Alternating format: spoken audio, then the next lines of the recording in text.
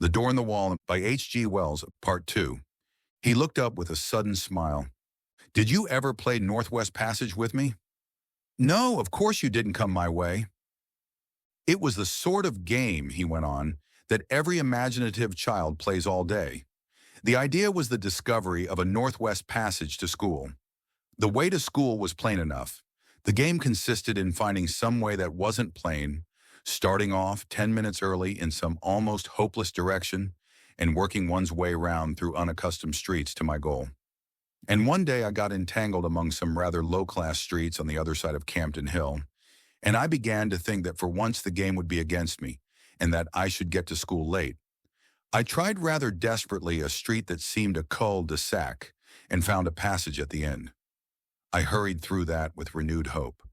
I shall do it yet, I said, and passed a row of frowsy little shops that were inexplicably familiar to me. And behold, there was my long white wall and the green door that led to the enchanted garden. The thing whacked upon me suddenly. Then after all, that garden, that wonderful garden, wasn't a dream. He paused. I suppose my second experience with the green door marks the world of difference there is between the busy life of a schoolboy and the infinite leisure of a child. Anyhow, this second time, I didn't for a moment think of going in straight away. You see, for one thing, my mind was full of the idea of getting to school in time, set on not breaking my record for punctuality. I must surely have felt some little desire at least to try the door. Yes, I must have felt that, but I seem to remember the attraction of the door mainly as another obstacle to my overmastering determination to get to school. I was immediately interested by this discovery I had made, of course. I went on with my mind full of it. But I went on. It didn't check me. I ran past tugging out my watch, found I had 10 minutes still to spare, and then I was going downhill into familiar surroundings. I got to school breathless, it is true, and wet with perspiration, but in time. I can remember hanging up my coat and hat, went right by it and left it behind me. Odd, eh? He looked at me thoughtfully. Of course, I didn't know then that it wouldn't always be there. Schoolboys have limited imaginations. I suppose I thought it was an awfully jolly thing to have it there, to know my way back to it. But there was the school tugging at me. I expect I was a good deal distraught and inattentive that morning, recalling what I could of the beautiful, strange people I should presently see again. Oddly enough, I had no doubt in my mind that they would be glad to see me. Yes, I must have thought of the garden that morning just as a jolly sort of place to which one might resort in the interludes of a strenuous scholastic career. I didn't go that day at all. The next day was a half-holiday, and that may have weighed with me. Perhaps, too, my state of inattention brought down impositions upon me and docked the margin of time necessary for the detour.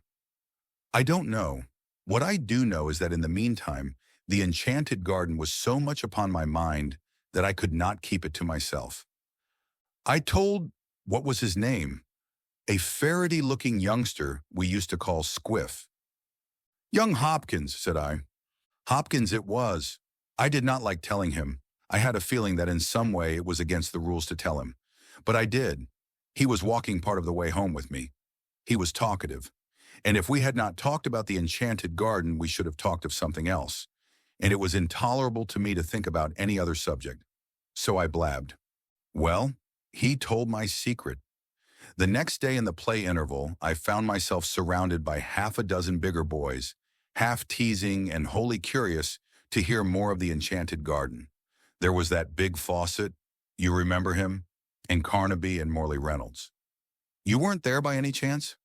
No, I think I should have remembered if you were. A boy is a creature of odd feelings. I really believe, in spite of my secret self-disgust, a little flattered to have the attention of these big fellows. I remember particularly a moment of pleasure caused by the praise of Crawshaw. You remember Crawshaw Major, the son of Crawshaw the composer, who said it was the best lie he had ever heard. But at the same time, there was a really painful undertow of shame at telling what I felt was indeed a sacred secret. That beast Fawcett made a joke about the girl in green.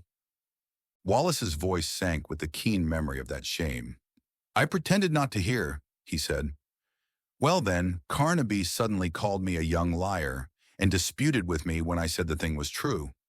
I said I knew where to find the green door, could lead them all there in 10 minutes. Carnaby became outrageously virtuous and said I'd have to, and bear out my words or suffer. Did you ever have Carnaby twist your arm? Then perhaps you'll understand how it went with me. I swore my story was true. There was nobody in the school then to save a chap from Carnaby, though Crawshaw put in a word or so. Carnaby had got his game. I grew excited and red-eared, and a little frightened. I behaved altogether like a silly little chap. And the outcome of it all was that instead of starting alone for my enchanted garden, I led the way presently, cheeks flushed, ears hot, eyes smarting, and my soul one burning misery and shame, for a party of 6 mocking, curious, and threatening schoolfellows. We never found the white wall and the green door. You mean? I mean, I couldn't find it. I would have found it if I could. And afterwards, when I could go alone, I couldn't find it. I never found it. I seem now to have been always looking for it through my schoolboy days, but I've never come upon it again. Did the fellows make it disagreeable? Beastly. Carnaby held a council over me for wanton lying. I remember how I sneaked home and upstairs to hide the marks of my blubbering.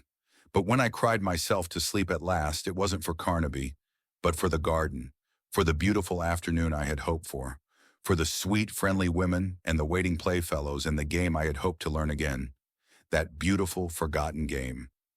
I believed firmly that if I had not told, I had bad times after that, crying at night and wool gathering by day.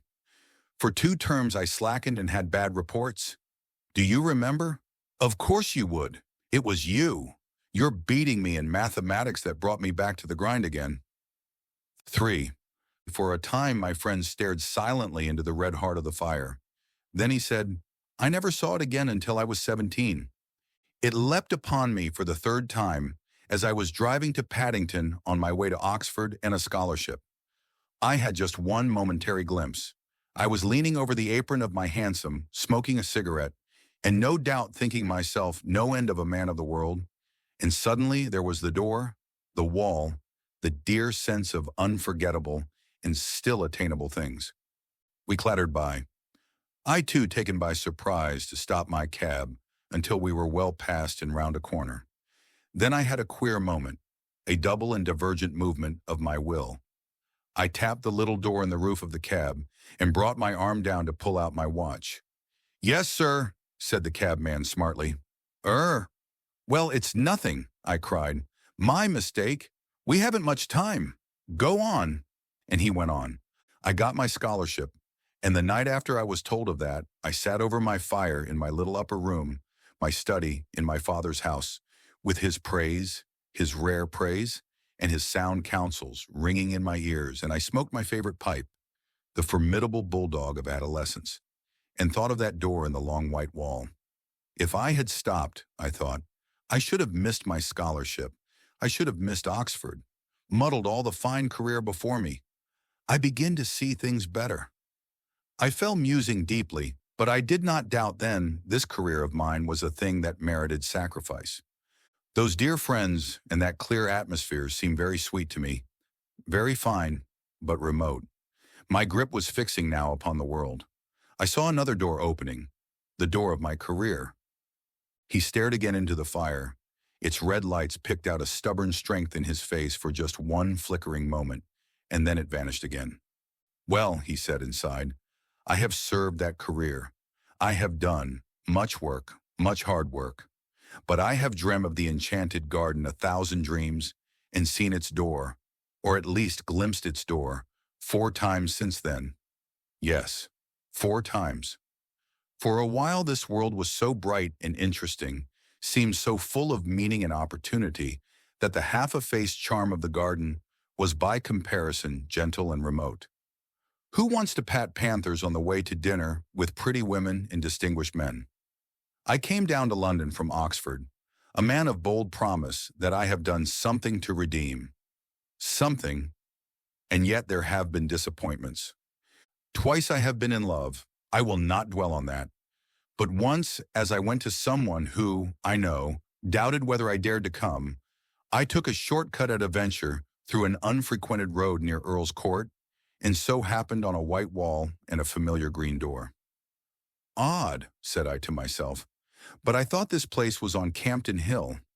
It's the place I never could find somehow, like counting Stonehenge, the place of that queer daydream of mine.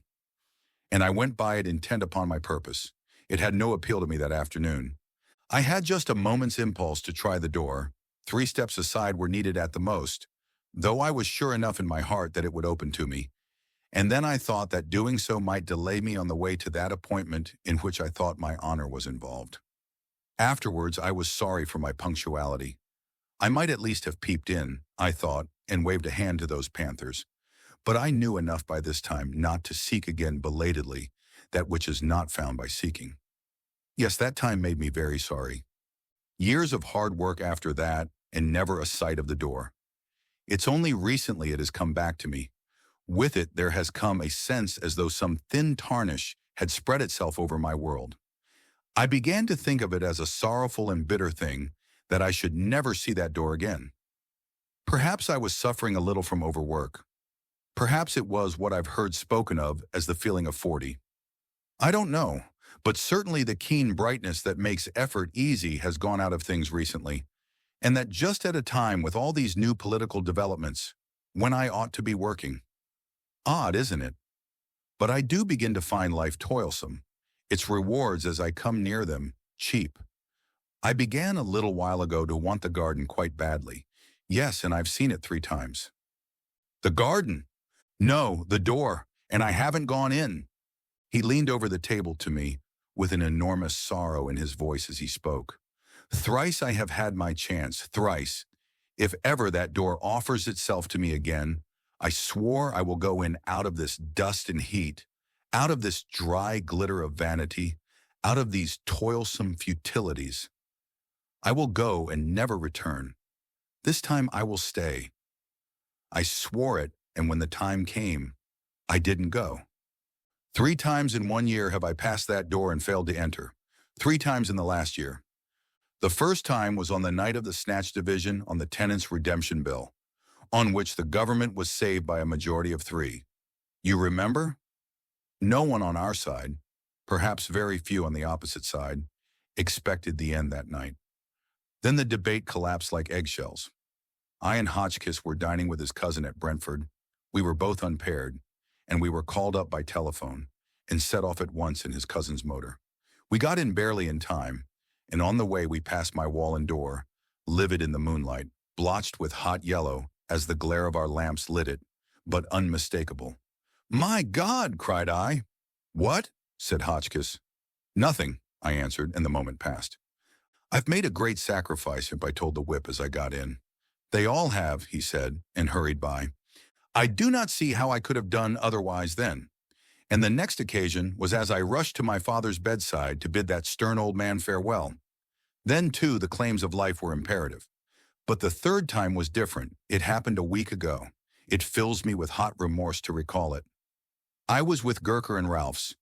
It's no secret now, you know, that I've had my talk with Gurker. We had been dining at Frobisher's, and the talk had become intimate between us. The question of my place in the reconstructed ministry lay always just over the boundary of the discussion. Yes, that's all settled. It needn't be talked about yet, but there's no reason to keep a secret from you. Yes, thanks. But let me tell you my story. Then on that night, things were very much in the air. My position was a very delicate one. I was keenly anxious to get some definite word from Gurker, but was hampered by Ralph's presence. I was using the best power of my brain to keep that light and careless talk not too obviously directed to the point that concerns me. I had to. Ralph's behavior since has more than justified my caution. Ralph's, I knew, would leave us beyond the Kensington High Street, and then I could surprise Gurker by a sudden frankness. One has sometimes to resort to these little devices, and then it was that in the margin of my field of vision, I became aware once more of the white wall, the green door before us down the road. We passed it talking. I passed it. I can still see the shadow of Gurker's marked profile, his opera hat tilted forward over his prominent nose, the many folds of his neck wrap going before my shadow and Ralph's as we sauntered past. I passed within 20 inches of the door. If I say good night to them and go in, I asked myself. What will happen? And I was all a-tingle for that word with Gurker. I could not answer that question in the tangle of my other problems. They will think me mad, I thought. And suppose I vanish now? Amazing disappearance of a prominent politician. That weighed with me. 1,000 inconceivably petty worldlinesses weighed with me in that crisis. Then he turned on me with a sorrowful smile and speaking slowly. Here I am, he said.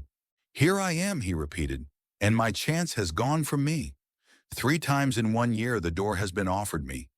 The door that goes into peace, into delight, into a beauty beyond dreaming, a kindness no man on earth can know. And I have rejected it, Redmond, and it has gone. How do you know? I know. I am left now to work it out, to stick to the tasks that held me so strongly when my moments came. You say, I have success, this vulgar, tawdry, irksome, envied thing. I have it. He had a walnut in his big hand. If that was my success, he said, and crushed it and held it out for me to see. Let me tell you something, Redmond. This loss is destroying me.